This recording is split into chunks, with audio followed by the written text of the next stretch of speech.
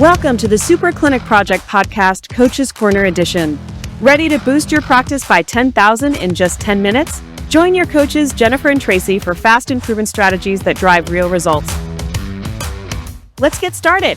Welcome to the Super Clinic Project Podcast, where we take regular clinic owners and we turn them into super clinic owners. You're here with me on our Coach's Corner, Jennifer Glegerich and Tracey Sundquist. We're both business consultants, coaches, and Tracey is our resident neuro science expert. So we have a lot of good, juicy stuff. And today we try to have you get 10,000 more in your business and give you those tips within only 10 minutes. So we're going to dive right in like we always are. Today, we're going to talk about scripts, using scripts to answer the phone and using scripts in your sales, and why scripts are not the enemy, because we hear that a lot. Tracey, can you tell me some of the things we've heard clients say when we say, let's work on your scripting? Absolutely. Automatically, it's like deer in the headlights. Hell no, that's so impersonal. We care about our patients, and every patient is unique. How am I supposed to have a script that is going to apply to every situation? And all we can say is, what? You're getting the results that you're getting because you don't have the systems. So let's talk about how these systems actually help you run a tighter ship and give an even better patient experience. Yes. When we're talking about scripts, it does not have to sound robotic. It doesn't have to sound like AI. And let's face it, a lot of you guys right now are going to AI to answer your phones and going to AI for a lot of things. And you're probably getting it all wrong because the AI sounds more robotic than any script ever did, right? So you need to make sure when you think about scripts, it's never going to sound robotic if you get the idea of it. There is a definite structure and there is a timing to it. If somebody's calling your business for the first time and you have a service-based business, then the number one goal of your front desk is to be a professional scheduler, not a customer support agent. And you need to make sure you get them out of that mindset. They're not a receptionist. They're a professional scheduler. That is very different than the receptionist. Hi, how are you doing? Sort of, let me screen out everybody. I'm going to be taking everyone's Uber orders and I'm going to be doing some filing and I'm going to be puttering over here. I need to make sure that the coffee machine is well and the tea machine is well. Even though sometimes if you have an actual, clinic practice, but no matter where you're at, usually the person who answers the phones is doing other things too. But their number one job really needs to be a professional scheduler to get butts in seats, because you can't service anyone, help anyone, fix anyone, get them what they need if you can't see them and they can't meet you for the service, because you're the only difference in your business when you're service-based, right? So Tracey, talk about how to work on the mindset shift between I'm just answering the phone, I'm going to be pleasant, to I'm professionally scheduling.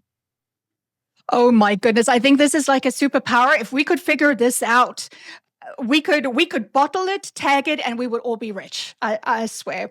But I think you nailed it when you said that it is about getting the bum in seat, right? It has to be a professional scheduler, because so often you'll have people calling for information without your front desk person actually solving the problem. And what I mean by solving the problem is to say, well, listen, that really sounds like something that we can help you out with. And, our doctors have been helping people just like you solve these problems, for the last 20 years. So how about we get you in here and we get you on track to take care of that once and for all?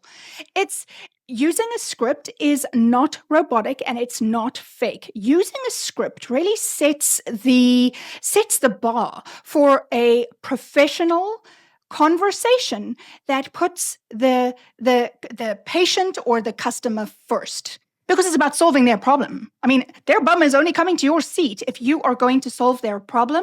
And you're absolutely right. That starts with the front desk. Yeah, it's getting a consistent experience no matter who's sitting there. You know that you need to answer the phone. ABC Clinic, this is Jennifer. Who am I speaking with? Call control. I want to be the one answering questions because I'm the scheduler. The last thing I want is to say ABC clinic. I hear that all the time. They just say Martha name. speaking. Yeah. Yeah. And then it's like the other person pauses because they do it so fast, or sometimes, clinic, doctor's office, and they let it ring 10 times. Well, when you're calling a place of business and it's ringing and ringing and ringing, and they finally pick up, you're like, it takes you a moment to realize that they have picked up. Or if you have on hold music, right? It takes you a minute. And by then you forget who you're calling, right? So when you ask them the question, who am I speaking with? You can say, this is Jennifer. Now, is this ABC clinic? That's who I was calling. Yes, this is ABC clinic. And Jennifer, are you a patient? Or are you looking to book an appointment? Are you a client? Are you looking, did you see our special? I'm asking the questions. I'm driving that conversation. Great. Let's go ahead and get you in. Go for the booking every single time. Consistently ask them to come on in, or and tell your front desk, don't be afraid to say, that is a great question. And that would be for the doctor. I'm only here to get people in so we can help you. I can tell you though, we help lots of people like you who tell me that is their issue. They end up coming on in and being really happy. I have a Tuesday at 3:00. Can you go ahead and get in then? Right? That is not what we hear a lot of times when we initially take new people, and they all of a sudden they start getting better and better at those conversations. They start role playing with them, and you can put your own personality in that.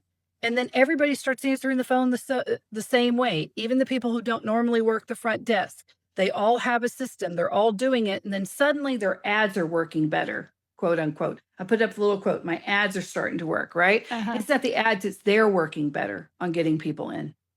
Well, think about it like a recipe for a cake. If you don't understand how to bake and understand how all of these things to go together, it might take you a couple of goes before you know how to bake a cake. Now, once you know it, you can't unknow it. So once you know it, then you can start putting on the icing and put in the chocolate chips and personalizing it. But the fact is, it first needs to be an edible cake before you can fancy it up, right? Right. And you don't want to fancy the cake up so much it sucks. And then people no longer like it. And that happens in sales all the time. You put so much more extra stuff on it, you forget the basics. You forget to add flour because you put too much of something else, or you decide to switch out the flour with something else. The foundations of sales, and when you do your scripts, are always going to be the same. You're going to have your outline. You're going to definitely ask them for the sale, and you're going to get them enrolled in care. But the number one thing to remember, go ahead. Sorry, Jennifer, I'm just like, as soon as clinic owners hear sales scripts, I think their blood kind of goes cold because they think, I'm not a salesperson. And, if you take it, have you ever offered somebody a package that is going to help solve their problem? Yes. Well, sorry, you're a salesperson. Like, congratulations. If you have anything in your life and someone's got to pay you money to get that thing and you make money on it, you're a salesperson. I'm sorry. That's just the way it is. It doesn't matter what service it is or what widget it is. You are going to be a salesperson. And there's nothing wrong with being a professional sales consultant, because what you're doing is you're identifying the unique challenge this person has, the problem that they have. And you're saying, am I the person that can uniquely solve this? And if that is, they have a unique condition, you are uniquely positioned to solve it. And then you give them the value so that they go, yeah, you're the person I want to go to for this. But you have to know the what's in it for them. What are they? The problem is that they all think it's secondhand car salesman. Everybody I have ever spoken to in business is terrified of sales, because they think that's what sales is. So I'm very, very happy to share today that no, a sales script sounds nothing like a used car salesman. No, it's mostly asking questions and listening, and then seeing, am I the right person to help get you to the other end, to where you can get what you're really looking for? Patient or client. Am I the person that can get you the result that you're looking for? And if you know that you are, then your job is to figure out what they're thinking or even their limiting beliefs that, why didn't you do this with someone else? Well, I didn't like that they were so much more farther away. Okay, well, now that you say, well, but we're not, we're right here. It'll be very convenient and, yada, yada, yada. Let's go ahead and get you booked. Right? Always ask for that sale. Scripts are not your enemy. They are your best friend. They give you that foundation. And even when you start to falter because you've added in too much of the sprinkles or whatever, as long as you have that good base, that good script, you can always pare it down, go back to that, and you'll see your sales shooting right up.